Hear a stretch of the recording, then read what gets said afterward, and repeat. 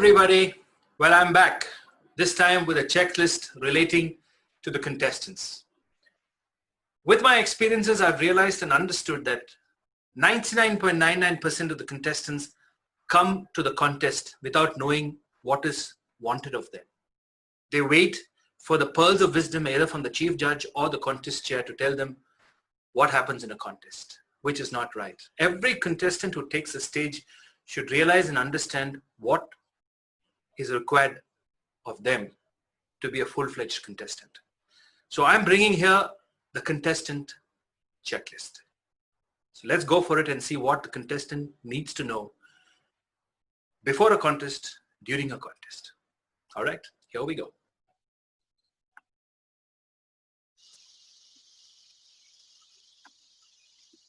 All right. Now, Toastmasters International has given all of us the speech contest rules book, which needs to be read threadbare to understand what is needed of us as a contestant. Now let me see what goes on in a contest. All right.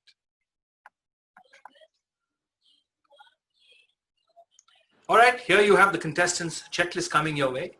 Now, before I go into the nitty-gritties of before the contest and during the contest, let us go and see what are the requirements, what is the eligibility for a Toastmaster to contest in a type of contest. All right. Now, let's begin with the most sought after contest, the International Speech Contest. Now, what is required of a contestant to qualify to take part for an international speech contest starting from the club level? Here you go. Now, the first criteria we need as a contestant is be a paid member of a club in the area, division, and district in which he or she is competing. Now, for example, if a person is in Division A, a club in Division A, in area in Division A, he or she needs to be a paid member in that particular club. All right. That is not all. Let's wait for the second criteria. The second criteria is even though the person is a paid member in the club must also be in good standing. That means a minimum of 8 members should be available in the club rolls of which he is a member. All right. So 2 criteria: be a paid member of a club in the area, division, or district, and then the club also must be in good standing. Now, the most important criteria for international speech contests coming your way. The contestant should have completed 6 speech projects in the legacy manual, which is the competent communicator manual, or earned certificates of completion in levels 1 and 2 of any path in the Toastmasters Pathways learning experience. All right.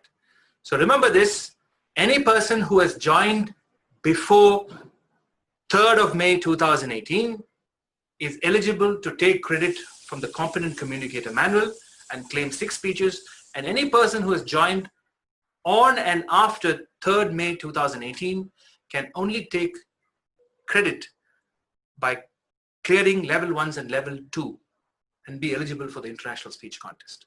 So be a paid member, be a member of a club in good standing, and complete the 3rd criteria and be eligible for international speech contest. All right. Now let's go to the next 3 optional things District 120 conducts. All right. That is the evaluation, the humorous, and the table topics contest. Now, what is the criteria? Very simple. The first one is be a paid member of a club in the area, division, district in which he or she is competing. And the second one is the club must also be in good standing. That is all. If these 2 criteria are fulfilled, you can take straight away into the evaluation, humorous, and table topics. All right. So only for the international speech, we have the 3rd criteria, which gives us the credit to take part in the international speech contest. All right. So this is the eligibility part. Now let's get into before the contest, what a contestant needs to do. Now you can find this before the contest in pages 23 and 24 at the speech contest rules book. You can also refer to it and see what it is. Now let's get into it. Now for the international humorous speech, select a topic and prepare your own substantially original speech. All right. So you should make sure that at least 75% of the speech is original and 25% can be borrowed, but the credit or the source from which it is taken should be given credit. All right. That is one. And the second one is attend the contestants briefing. When the contest chair is doing the contestants briefing, please make sure that your attendance is there and you are attending the briefing without fail. Inform the contest chair of any props you plan to use. It can be anything small, big, but make sure you please inform the contest chair of your plan to use any props. Do not come at the last moment and tell the contest chair that I'm using this. That is not allowed. Review the speaker's certification of eligibility and originality, which is item 1183, which will be provided to you as a contestant by the contest chair. Remember, by signing this form, you certify that you have read and understand the rules regarding eligibility and originality. All right. Attend the speaker's rehearsal and take note of the speaking area. Do not tell yourself that, oh, I'm a senior Toastmaster, I don't need to have a speaker's rehearsal. I'm very good with the mic. But please make sure that you do it. However senior you are, please go check your mic, take note of the speaking area, which is very important. Do not take a contest lightly, however senior you are in Toastmaster. Now, we finished before the contest. Now, during the contest, you will find this in page number 24 of the speech contest rules book as to what to do. Now, let's go for it. Now, in the 1 minute of silence before your introduction, set up any props or visual aids. Now, you may enlist someone to do this, do it for you. Usually we do it with the sergeant-at-arms. We give them we request them to do so and they oblige. But it is not the responsibility of the contest chair or any other contest official to do so. All right? You can approach them and request them to do so. If they say they can't, which out of 10 times, 11 times they're obliged, not to worry. But in case they don't do, make sure that you make somebody else do it for you. All right. After your introduction, remember, when the contest master introduces you, proceed immediately to the speaking area and begin your speech. Now, let's get into the timing part. Now, the international and humorous speech contest have timings of 5 to 7 minutes. A contestant will be disqualified if the speech is less than 4 minutes and 30 seconds or more than 7 minutes and 30 seconds. So that, keep this in mind. Now, looking at the table topic contest, speeches must be from 1 minute to 2 minutes. A contestant will be disqualified if the speech is less than 1 minute or more than 2 minutes and 30 seconds. Evaluation contest speeches must be from 2 minutes to 3 minutes. A contestant will be disqualified if the speech is less than 1 minute, 30 seconds or more than 3 minutes and 30 seconds. So please make sure that you keep abreast of all these rules. Kindly note, timing will begin with the contestant's first definite verbal or non-verbal communication with the audience. It can be a word uttered or a gesture to the audience or a smile to the audience. All right? Any movement on stage can be taken. The timer will start.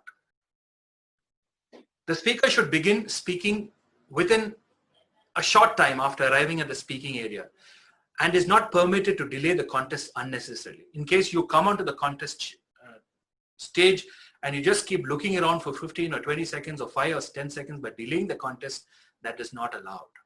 All right, keep it in mind. The moment you're called on to the stage and you're introduced to your topic as well as your name and then introduced your topic again and your name, make sure you begin the contest. So the contest master will always say for example, contestant number 1, Toastmaster XYZ, life is beautiful, Toastmaster XYZ. The moment that is over, at least between 1 or 2 or 3 seconds, begin to speak. All right. Check the timing signals regularly during your speech. If you see a red signal, wrap it up, even if you're not finished with your speech yet.